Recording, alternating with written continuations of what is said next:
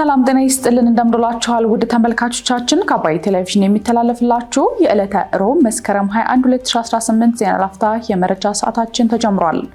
በምንጃር ሸንኮራ ማርያም ቤተክርስቲያን ላይ ርብራብ እንጨት ተደርምሶ የሞትና የአካል ጉዳት ስለመድረሱ ህዝብን የሚያጋጩ መልእክቶችን በሚያሰራጩ አካላት ላይ የጥላቻ ንግግር አዋጅን ተፈጻሚ ማድረግ ይገባል መባሉ እንዲሁም ኢትዮጵያ ከ10 ዓመት በፊት ከሸጠችው የ1 ቢሊዮን ዶላር ቦንድ ጋር በተገናኘ ከዓለም አቀፍ ቦንድ ገዢዎች ጋር መደበኛ የዕዳ ሽግሽግ ድርድር መጀመሯን ጨምሮ ሌሎች መረጃዎችን ይዘንላችሁ ቀርበናል። ዜናዎቹን እየመራው ዳሩ ሰላም ተሾመ ከእናንተ ጋር ቆይታ አደርጋለሁ። አብራችሁን ቆዩ።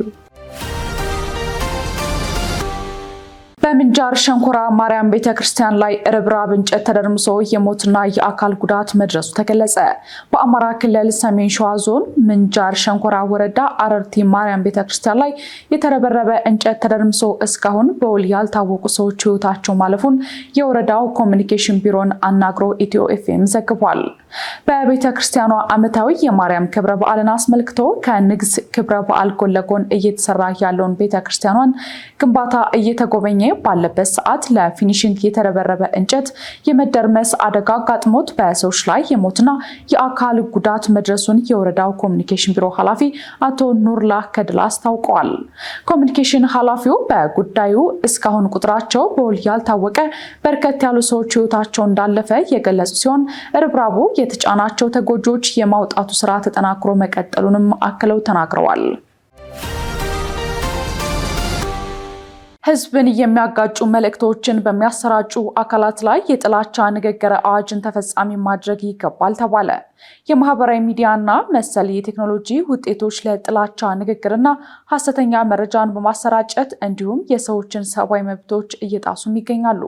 የኢትዮጵያ መገናኛ ብዙሃን ባለስልጣን ከጀስቲስ ፎር ኦል ፒኤፍ ኢትዮጵያ የፍትህና የሰላም ማዕከል ጋር በመተባበር ለሚዲያ ከፍተኛ ባለሙያዎችና ጋዜጠኞች የጥላቻ ንግግርና የሐሰተኛ መረጃ ስርጭትን አስመልክቶ የግንዛቤ ማስጨበጫ ስልጠና ሰጥቶ ነበር። በስልጠናው የጥላቻ ንግግር በማህበረሰቡ ውስጥ ያለውን የኖረውን ማህበራዊ እሴት የሚያጠፉ ሰዎችን እርስ በርስ የሚያጋጭ መተማመንን የሚያጠፋ በመሆኑ ለማህበረሰቡ በቂ ግንዛቤ ማስጨበጥ እንደሚገባ መግባባት ላይም ተደርሷል። ማህበራዊ ሚዲያና የጥላቻ ንግግር በኢትዮጵያ በዲጂታል ሚዲያ ዘመን የሰላም አማራጮችን ፍለጋ በሚል ርዕስ በሐዋሳ የፓናል ውይይትም ተካሂዷል።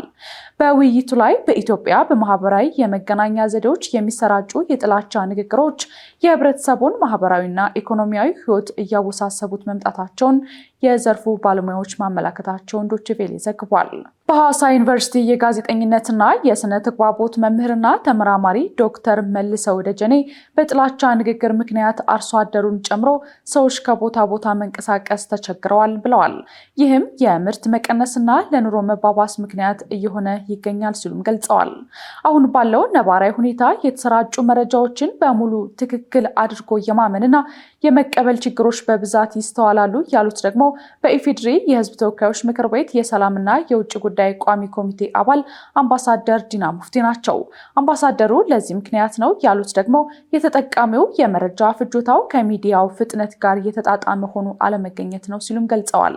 የጥላቻ ንግግርን ለመከላከል እንደ መፍትሄ ከተነሱት ጉዳዮች መካከልም አንዱ ህዝብን የሚያጋጩና ሰላምን የሚያደፈርሱ መልእክቶችን በሚያሰራጩት ላይ የጥላቻ ንግግር አዋጅን ተፈጻሚ ማድረግ ይገባልም ተብሏል።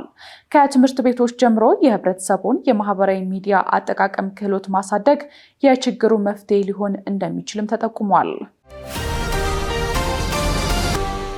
ኢትዮጵያ ከ10 ዓመት በፊት ከሸጠችው የ1 ቢሊዮን ዶላር ቦንድ ጋር በተገናኘ ከዓለም አቀፍ ቦንድ ገዢዎች ጋር መደበኛ የዕዳ ሽግሽግ ድርድር መጀመሯ ተነገረ። ኢትዮጵያ ከ10 ዓመት በፊት ለሸጠችው የ1 ቢሊዮን ዶላር ቦንድ ከዓለም አቀፍ የቦንድ ገዢዎች ጋር የዕዳ ሽግሽግ እንዴት ማድረግ እንዳለባቸው መደበኛ ንግግር መጀመሯን ሮይተርስ የዜና ወኪል ምንጮቹን ጠቅሶ ዘግቧል።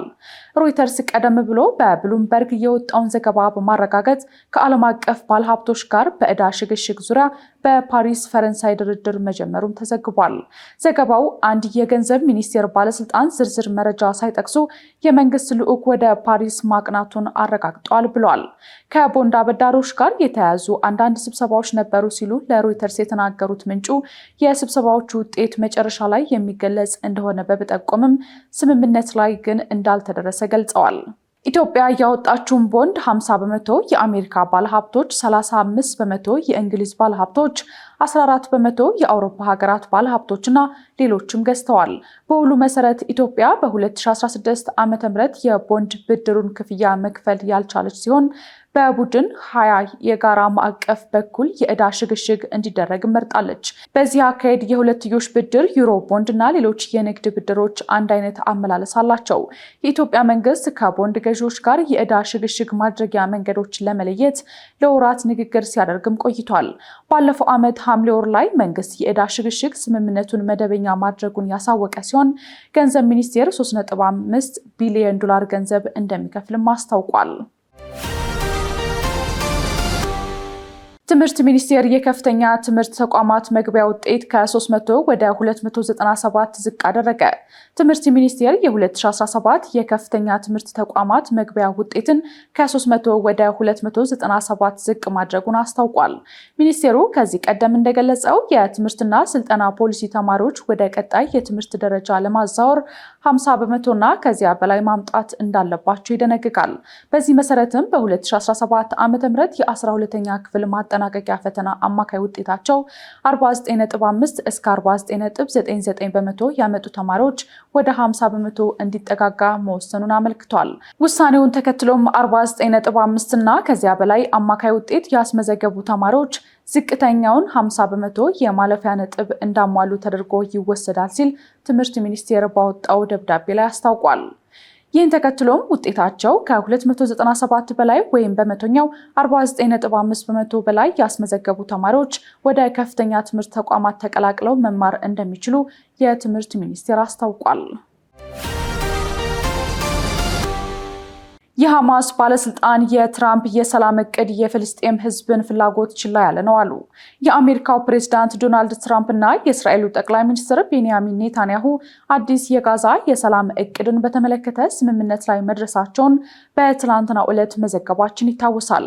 በስምምነቱ መሰረትም ሐማስ ጦሩን ፈቶ የመሳሪያ ማምረቻ ተቋማቱ ይወድማሉ የተባለ ሲሆን በተቃራኒው አሁን ያሉ የእስራኤል የጦር ግንባሮች ባሉበት እንደሚቆዩና ቅድመ ሁኔታዎች ከተሟሉ በኋላ ወታደሮች ለቀው እንደሚወጡ የሚሉት ይገኙበታል።